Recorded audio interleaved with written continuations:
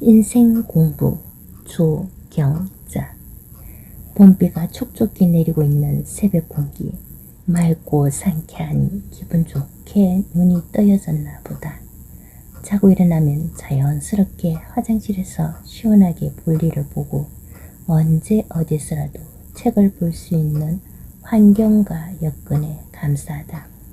누구를 만나느냐에 따라서 영향을 받게 되고 현재 만나는 5사람을 합쳐서 나누게 하면 바로 나의 모습이 그 안에 다 녹아있다고 보면 되듯이 주위에 있는 지인들을 통해서 배운 인생 공부를 함께 풀어보고자 한다. 함께 자주 만나 밥도 같이 먹고 대화도 하는 언니가 있다. 언니는 전화를 들었다 하면 30분도 좋고 1시간도 좋고 통화 이야기가 길다. 밥을 먹다가도 대화하다가도 핸드폰이나 집 전화가 오면 나중에 할게, 다음에 통화하자, 손님이 한 개 있다는 말로 잘라 끊지 않고 오롯이 통화에만 집중한다. 마치 옆에 아무도 없는 것처럼. 그 언니와 함께 있으면 왠지 허전함이랄까 서운함이랄까 모든 통화가 끝나고서야 다시금 본연의 일상의 대화 속으로 돌아온다. 언제 그랬느냐는 뜻이 말이다. 연일을 이해하고 그럴 수도 있겠다 하고 마음에서 놓아버리고 자유를 얻기까지가 10년이란 세월이 흘렀어야 언니를 만날 땐 어느새 자연스럽게 한 권의 책을 들고 가게 되었다. 언니에게 전화벨이 울리면 난 옆에서 책을 펼치고 나 또한 책 속으로 나만의 진도를 나간다. 그 긴 대화가 끝날 땐 나 또한 책 속에 푹 빠져 나도 편안하고 언니도 편안하고 또 밥 먹고 차 마시고 과일도 먹고 대화하다 피곤하면은 긴 소파에서 한숨 자기도 하고 그러면서 일상에 살아가는 이야기도 공유하고 그렇게 삶이 익어간다. 또 한 사람은 웃음석굴에서 함께 활동하시는 선생님이신데 그분의 철학은 어떤 만남이든 일단 약속과 만남이 이루어지면 핸드폰부터 끄거나 모음으로 하여 가방에 넣어두고 대화에만 집중을 한다. 내 앞에 있는 사람과만 집중하여 중간에 폰을 만지작거리거나 시계를 보거나 하는 것도 없이 1시간이든 2시간이든 약속 시간까지 내 앞에 사람에게만 100% 집중하는 자신만의 철학을 실천하는 사람을 볼 때 배려받는다는, 존중받는, 귀히 여김받는 느낌이라 삶의 현장에서 또 다른 배움을 접한다. 주식에 많은 돈을 잃었고 다시는 하지 않겠다고 하는 한 사람은 시도 때도 없이 폰을 만지작거린다. 주식을 보는 시간이 많다 보니 함께해서도 너무나도 먼 그대라고 할까. 주식을 보면서 욕을 했다가 화를 냈다가 계속 짜증 섞인 모습이다. 안 한다 하면서도 잘 손을 못 대는 건 그만큼 미련이 남아쓰이고 본전 생각이 나기 때문이라는데 과감하게 정리하고 노력해서 꾸준한 수입 창출이 되는 일을 선택하기가 쉽지가 않고 크게 한 몫을 맛본 다음이라 손 씻는 것이 단호한 결단이 필요하다는 것을 다시금 실감나게 배웠다. 다단계, 노름, 게임, 금융 다단계, 이자를 많이 준다고 목돈을 집어넣게 만드는 지인이라는 사람들이 전 재산을 탕진하게 하고 빚더미에 앉히는 파렴치한 쓰레기 같은 사람들, 온갖 미수학으로 입에 혀같이 달콤하게 미끼를 던져 홀리게 그럴듯하게 설명하여 돈이 없으면 빚을 내서라도 심지어 카드 현금 대출, 심지어 카드 깡이니 비싼 이자를 주고서라도 돈을 끌어 투자하라는 권유를 혹해서 넣다 보면 같이 망하는 지름길이다.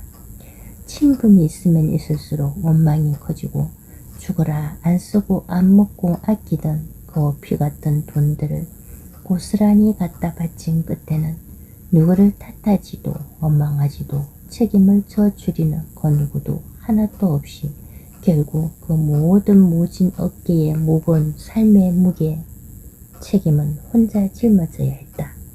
멘탈이 약한 이는 결국 스스로 목숨을 저버리는 경우도 있고 심지어 살인도 마다않는 뉴스 속 주인공이 될 수도 있겠구나 하는 생각이 절로 난다. 그렇다. 무엇을 선택하느냐는 본인에게 달렸다.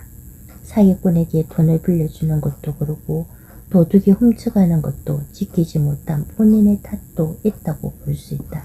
그래서 비싼 인생 공부를 하는 것이다.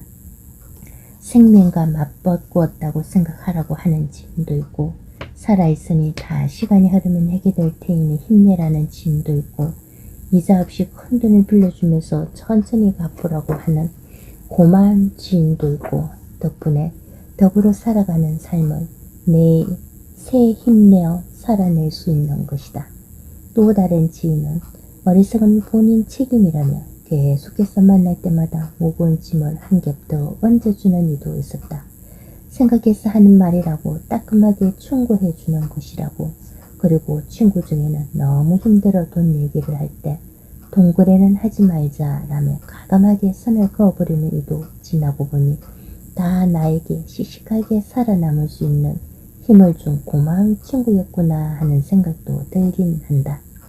돈을 빌려준 이도 고맙고 거절한 이도 고맙고 또 걱정해 주는 이도 밥 사주는 이도 질책하는 이도 모두 나에겐 고마운 지인들이었다. 남을 끌어들여 어쨌거나 투자를 하고 해야 본인들이 몇백만 원씩 챙겨갔으니 없는 사람 피 빨아먹는 허폐기 같고 모기같이 아주 몹쓸 사람들 더럽고 치사하고 완전히 거지들이다.